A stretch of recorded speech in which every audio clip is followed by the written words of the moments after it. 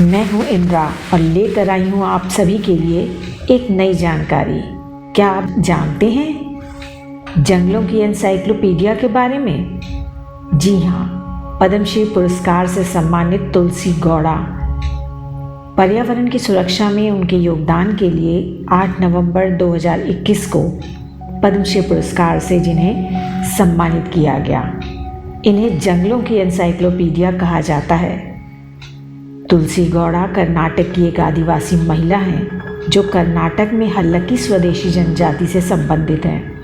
वे एक भारतीय पर्यावरणविद हैं जो कि 30,000 से अधिक पौधे लगा चुकी हैं और वन विभाग की नर्सरी की देखभाल करती हैं। औपचारिक शिक्षा ना होने के बावजूद उन्होंने पर्यावरण के संरक्षण की दिशा में अपार योगदान दिया है। तुलसी गौड़ा का जन्म भारतीय राज्य कर्नाटक में उत्तर कन्नड़ जिले बस्ती होन्नल्ली गांव के भीतर हल्लक्की आदिवासी परिवार में हुआ था। तुलसी गौड़ा का पहला नाम सीधे प्रकृति से जुड़ा हुआ है तुलसी, जो कि हिंदू धर्म में एक पवित्र पौधा माना जाता है। वह एक गरीब परिवार में पैदा हुई थी और जब वह केवल 2 वर्ष की थी तब उन्होंने अपने पिता को खो दिया था। काफ़ी छोटी उम्र में ही उन्होंने अपनी माँ के साथ एक स्थानीय नर्सरी में काम करना शुरू कर दिया था। गौड़ा कभी स्कूल नहीं जा पाई और उनकी शादी तब हुई जब वह अपनी किशोरावस्था में भी नहीं थी। गौड़ा ने पर्यावरण की रक्षा में सक्रिय योगदान दिया है, हजारों पेड़ लगाए हैं। वह एक अस्थायी स्वयंसेवक के रूप में वन विभाग में शामिल हुई, जहां उन्हें प्रकृति संरक्षण के प्रति समर्पण के लिए पहचाना गया। बाद में उन्हें वन विभाग में स्थायी नौकरी ऑफर की गई। वह 15 और वर्षों के बाद 70 वर्ष की आयु में रिटायर हुई। इस नर्सरी में अपने पूरे समय के दौरान उन्होंने प्रत्यक्ष अनुभव के माध्यम से प्राप्त भूमि के अपने पारंपरिक ज्ञान का उपयोग करके वन विभाग द्वारा वनीकरण के प्रयासों का मुकाबला करने के लिए सीधे योगदान दिया और काम किया। तुलसी जी ने न केवल अनगिनत पौधे लगाए हैं जो आगे उगेंगे भी, और कई बड़े होकर ऐसे पेड़ बन गए हैं जो दुनिया को बेहतर जीवन जीने में मदद करते हैं।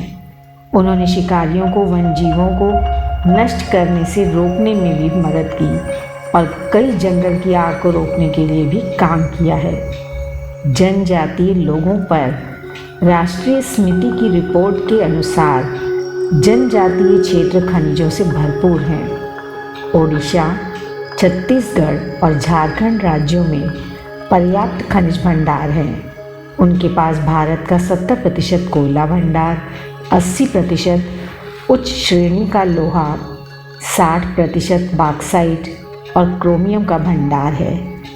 एक महत्वपूर्ण तथ्य यह है कि शीर्ष खनिज उपज वाले जिलों में से आधे आदिवासी हैं और उनके पास 28% का वन कवर भी है, जो राष्ट्रीय औसत 20.9% से अधिक है। कर्नाटक वानिकी विभाग ने अपने व्यापक कार्यकाल के अलावा तुलसी गौड़ा को बीज विकास और संरक्षण में अपने काम के लिए कई पुरस्कार और मान्यता मिली है। वर्ष के पद्मश्री के अलावा तुलसी गौड़ा को कई अन्य पुरस्कारों से भी सम्मानित किया गया। कर्नाटक राज्य सरकार का राज्योत्सव पुरस्कार, इंदिरा प्रियदर्शनी वृक्ष मित्र पुरस्कार, इदवालू एच होनाया समाज सेवा पुरस्कार और श्रीमती कविता स्मारक पुरस्कार इत्यादि। मुझे खुशी है कि यह पुरस्कार मैंने जीता। मैंने कई अन्य पुरस्कार भी जीते हैं। इन सभी पुरस्कारों के बावजूद पौधे मुझे सबसे ज़्यादा खुशी देते हैं। ये कहना है तुलसी गौड़ा का।